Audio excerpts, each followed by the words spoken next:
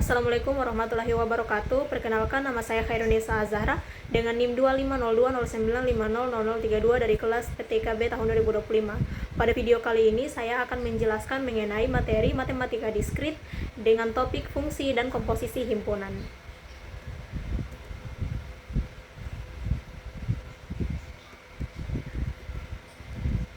Pertama-tama saya akan membahas mengenai komposisi himpunan.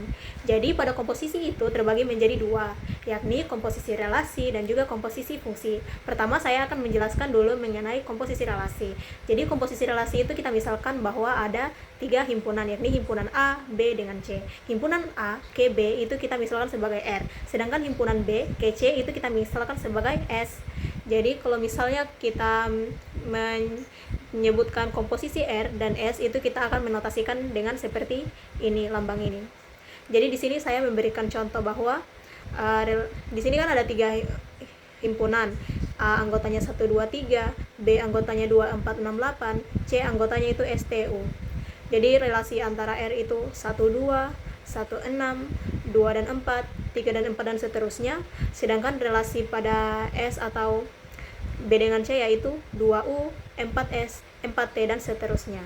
Jadi bagaimana sih sebenarnya caranya kita menentukan komposisi antara R dengan S? Jadi caranya itu seperti ini. Di sini kan kita lihat bahwa yang menghubungkan tuh, kalau misalnya komposisi antara R dengan S itu artinya kita akan mencari hubungan antara himpunan A dengan himpunan C. Caranya kita mencari tahu hubungannya yaitu kita menggunakan pada bagian B ini. Kita melihat apa yang menghubungkan. Misalnya pada anggota 1. Anggota 1 terhubung dengan 2. 2 ini menghubungkan antara 1 dengan U, sehingga anggota pertama dari komposisi antara S dengan R adalah 1U. Di sini 1 juga terhubung dengan angka 6. Di sini angka 6 menghubungkan antara 1 dengan T, sehingga anggota kedua adalah 1T. Selanjutnya pada anggota 2 itu terhubung pada himpunan B yaitu angka 4. 4 menghubungkan antara 2 dengan S, sehingga anggota ketiga yaitu 2S dan seterusnya seperti itu. Jadi semua ini bergantung pada apa yang dihubungkan pada anggota dari himpunan B. Selanjutnya pada komposisi relasi itu ada yang jenisnya itu matriks. Jadi kalau misalnya pada matriks ini kita penyelesaiannya itu akan melakukan perkalian antara baris dari himpunan R1 dengan perkalian kolom dari himpunan R2. Jadi pertama-tama itu kita menyelesaikan dulu perkalian antara baris dan kolom pada R2, kemudian kita masuk ke baris selanjutnya pada R1. Jadi di sini cara hitungnya itu kita kan melihat pada bahwa di baris pertama pada himpunan R1 itu tulisannya 1, 0, 1. Sedangkan kolom pada R2 itu 0, 0, 1. Karena akhirnya sama-sama memiliki angka 1, apabila ada satu saja yang sama, maka sudah pasti akan menghasilkan 1. Itu kita menggunakan logika dan pada matriks ini, sehingga untuk variabel untuk anggota pertama pada matriks ini yaitu 1. Kemudian 1, 0, 1. 1, 0, 0 karena ini pada awalnya sama-sama memiliki angka 1, maka selanjutnya juga menghasilkan angka 1. Selanjutnya 1, 0, 1, 0, 1, 1. Ini ada 1 pada akhir dengan 1 pada akhir di kolom R2. Karena ada karena ada angka 1 yang sama-sama bertemu, maka pada hasil akhir juga menghasilkan angka 1. Kalau misalnya ada angka 1 dengan 0 yang bertemu itu tidak bisa menghasilkan 1, karena di sini kita menggunakan logika atau dan. Selanjutnya komposisi fungsi. Pada komposisi fungsi ini cara kerjanya itu sama saja dengan komposisi relasi sebelumnya, hanya saja yang membedakan mereka itu ada pada aturannya. Jadi pada komposisi fungsi itu dia setiap elemen A harus memiliki pasangan. Kemudian pada pasangan aturan kedua, pasangan tersebut harus tunggal, tidak boleh bercabang. Kemudian range dari fungsi pertama harus merupakan bagian dari fungsi kedua. Sedangkan pada relasi tidak ada syarat khusus, seperti tadi kan ada pada himpunan A itu yang memiliki pasangan bercabang-cabang. Sini kita lihat contoh dari komposisi fungsi. Kita misalkan bahwa F adalah relasi dari A dengan B, kemudian G merupakan relasi antara B dan C. Maka G.F merupakan relasi antara A dengan C yang kita tuliskan seperti ini. Ini dia contohnya, kita bisa lihat ya, setiap anggota dari range A itu semuanya hanya memiliki satu pasangan, tidak ada yang bercabang-cabang. Jadi sama seperti pada relasi tadi, untuk kita menentukan pasangannya kita akan melihat dulu yang menghubungkan di bagian tengah di sini. B di sini menghubungkan 1 dan Z, sehingga G.F dari 1 itu yang menghubungkannya adalah B dan menghasilkan Z. Begitu juga pada G.F2 itu dihubungkan oleh C dan menghasilkan X, dan seterusnya seperti itu. Selanjutnya saya akan masuk pada materi fungsi himpunan. Pertama, ada yang disebut fungsi Cayley. Fungsi Cayley itu atau biasa disebut dengan fungsi pembulatan ke atas merupakan fungsi yang memetakan setiap bilangan real X ke bilangan bulat terkecil yang lebih besar dari atau sama dengan X. Jadi dia lambangnya seperti ini ya. X-nya itu terdapat pada bagian atas. Kemudian contoh 3,5 ini itu kita tinggal bulatkan saja ke atas, yakni 4. 0,5 kita bulatkan ke atas, yaitu 1. 4,8 juga kita bulatkan ke atas, yakni 5.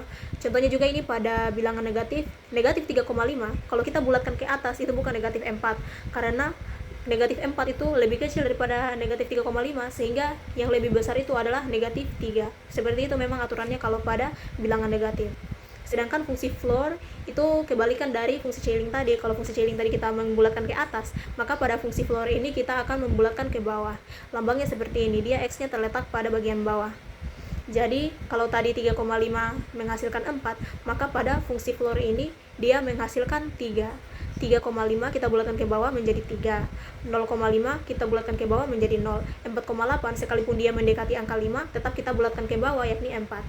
Kemudian di sini negatif 3,5 kita membulatkan lagi ke bawah, jadi yang lebih kecil, maka menghasilkan negatif 4, karena negatif 4 itu lebih kecil daripada negatif 3,5.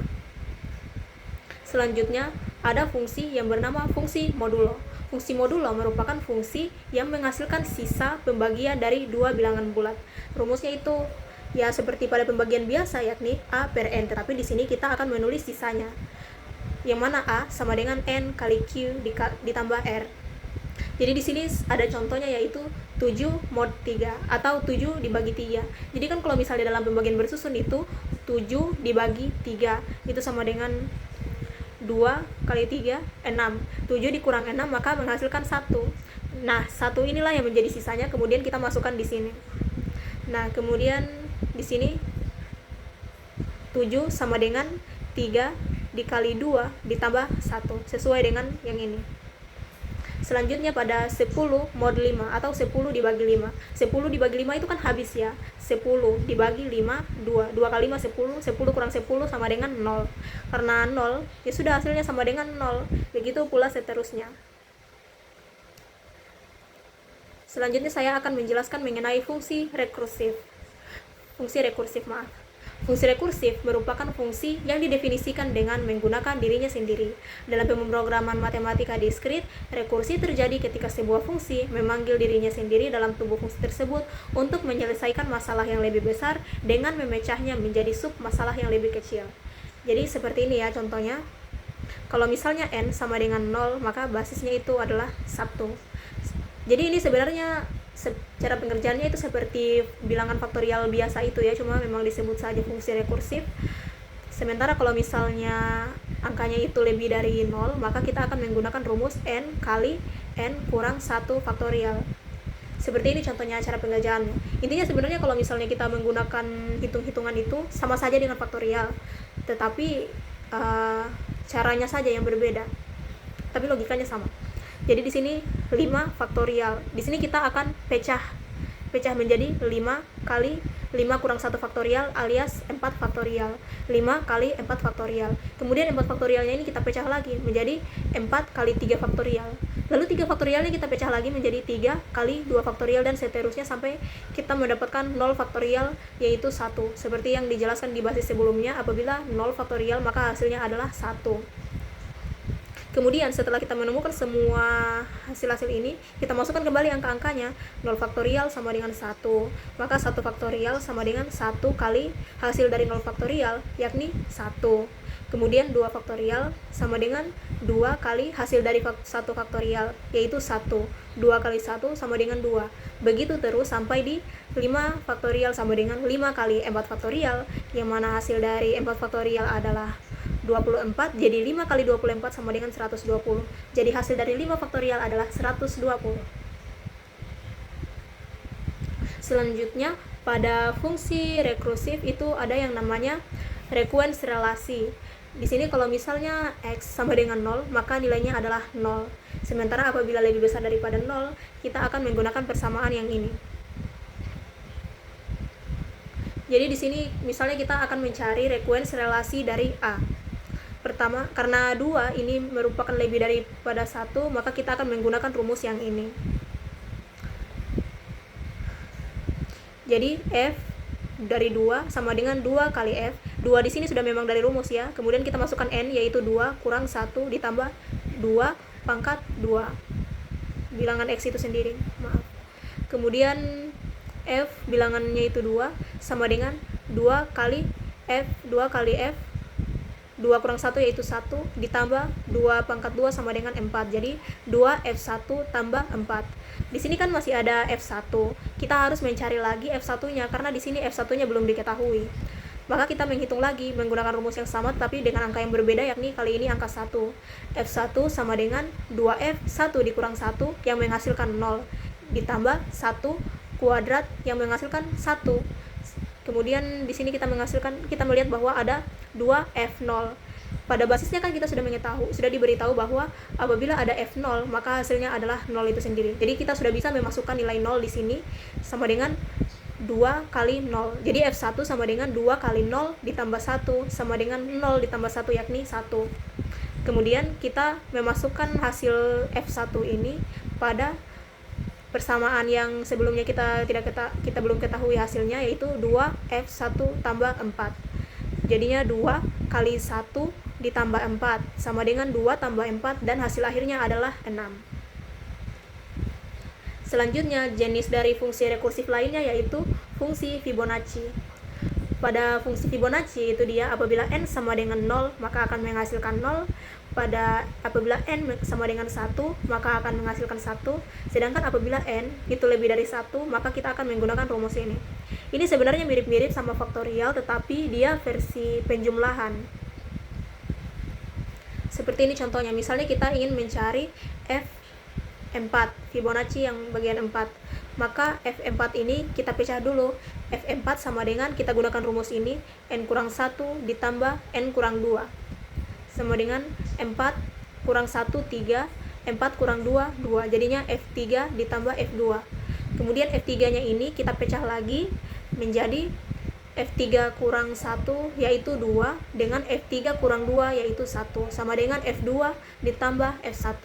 Kemudian F2 nya ini kita pecah lagi menjadi F2 kurang 1 yaitu 1 dan F2 kurang 2 yaitu 0. Di sini kan kita sudah diberitahu di basisnya bahwa apabila n sama dengan 1 maka hasilnya adalah 1. Sedangkan n sama dengan 0 maka hasilnya adalah 0. Jadi di sini 1 sama 0 kita sudah ketahui nilainya, yakni 1 ditambah 0 sama dengan 1. Jadi kita sudah mengetahui suku kedua yaitu sama dengan 1. Kemudian selanjutnya kita memasukkan lagi F2 ini pada persamaan yang ada pada F3. Jadi kan tadi pada 2 itu hasilnya adalah 1. Kemudian kita tambahkan dengan F1. Jadinya 1 ditambah 1 sama dengan 2. Kemudian kita masuk ke persamaan F4. F4 itu kita membutuhkan hasil dari F3 ditambah F2. Jadi kita jumlahkan saja hasil dari F3 tadi yakni 2. Kita jumlahkan dengan hasil dari F2 yakni 1. Sehingga F4 sama dengan F3 ditambah F2 atau 2 ditambah 1 sama dengan 3. Jadi di sini barisan Fibonacci-nya itu untuk suku ke-0 bernilai 0, suku ke-1 bernilai 1, 2 bernilai 1, 3 bernilai 2, dan 4 bernilai 3. Baik, itulah tadi pemaparan dari saya. Lebih dan kurangnya mohon dimaafkan. Wassalamualaikum warahmatullahi wabarakatuh.